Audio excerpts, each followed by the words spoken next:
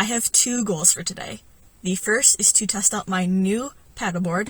I finally got a whitewater paddleboard. It's a Hala Atcha 8.6. Very excited to try it out. Unfortunately, the whitewater center is closed for the season, so I can't test it out there, but I am testing it out on the lake, so super excited about that. Secondly, I am testing out my cold weather paddling setup. So it's currently like mid to high 30s. It is sunny, which helps a lot, but I believe it's supposed to get cloudy soon, at least according to the weather. So I've not done any cold weather paddling yet. I got my first dry suit this spring, so I've done some like somewhat cool weather paddling, but it was still like mid to high 50s. The water was just chilly. The actual first cold weather paddle, I can actually see snow on the mountains right now. So very excited to test that out. Throughout the video, I'll give you my thoughts on both the paddleboard and my cold weather setup. Obviously, it's not like super cold, but it is definitely not warm. So for my bottom layers, I have REI lightweight base layers, and then a pair of lightweight joggers over top of them, and I have a pair of warm socks on. And then for my top, I have a Spider. It feels like a mid-weight base layer, but I'm not 100% sure on that. And then I do have like gloves and a hat with me. I'm not sure if I'm going to need them or not, so we'll see. But I will give my thoughts on that as well. But yeah, super excited to test out both my new paddleboard and my cold weather setup, because I'm hoping to do more cold weather paddling this season. So when I was going through my layers, I did forget to actually mention my dry suit. I have an older version Kokopelli Hydrus. I also didn't wear any shoes today, since my paddling shoes fit me if I'm barefoot, but won't fit over thick socks. I also did have a pair of sunglasses in the car that I forgot about till I was on the lake, and I really regretted it. So first, let's talk about the board.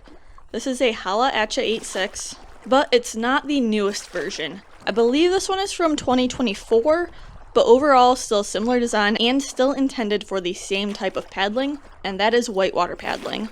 If you've been watching my videos for a while, you may have heard me talk about wanting to get into whitewater paddling. I went to the U.S. National Whitewater Center at the end of the season this year and had a fantastic time, but realized learning on my Kokopelli Chasm-Lite was not going to cut it. It would be kinda like taking a beach cruiser to a downhill bike park. Sure, someone who's highly skilled on a bike could manage, but it would not be fun to learn on. All that being said, there are 3 things I noticed about it pretty much immediately. The first is that it's definitely heavier and more cumbersome to move around on land. The distance from my armpit to my hand is roughly the same as the edge of the board to the handle, which makes it a bit uncomfortable to carry. But I don't intend to spend the majority of my time with this board carrying it, so overall, not a big deal. The second thing I noticed as soon as I got on the board, and that is it feels way more stable. This Hala Atcha is 4 inches wider than my Kokopelli, which is what I'm currently used to, and it makes a huge difference. I felt like I barely needed to balance while standing up. The board just kind of stayed put, relatively speaking. And the third thing I noticed as soon as I started paddling, and that is, while feeling more stable, it is noticeably more difficult to paddle straight. If I paddle like I normally do, this board turns and spins very easily, and I would need to switch sides basically every stroke. Well, this is far from ideal for the lake paddling I'm doing today. This is actually a really good thing. I didn't get this board with the intent to stick to lakes. I got it to run whitewater, and in whitewater, the water is providing the forward momentum, generally speaking. You just need to be able to maneuver your board, which this board seems to excel at. I did notice a few other things about the Hala Atcha while paddling.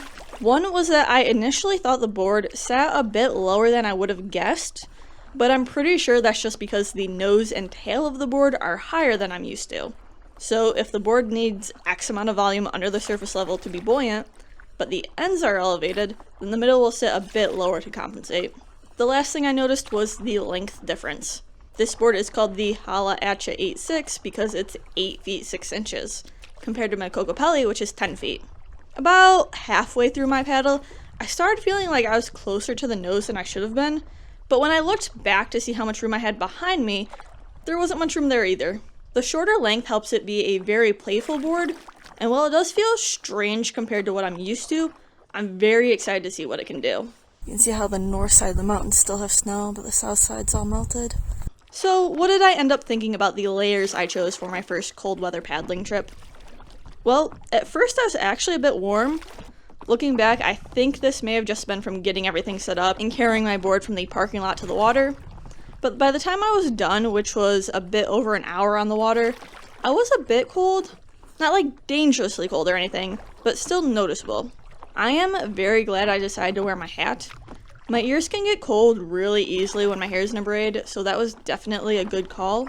I think my biggest issue was my lack of shoes. As I mentioned, my paddling shoes don't fit over thick socks, so I didn't wear them.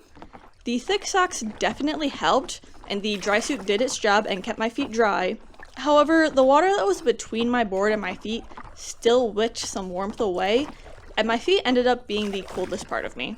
So that's the biggest thing I'll have to reassess before my next winter paddling trip. I did have hand warmers with me I could have stuck in the feet of my dry suit, but again, I wasn't ridiculously cold, just a bit uncomfortable.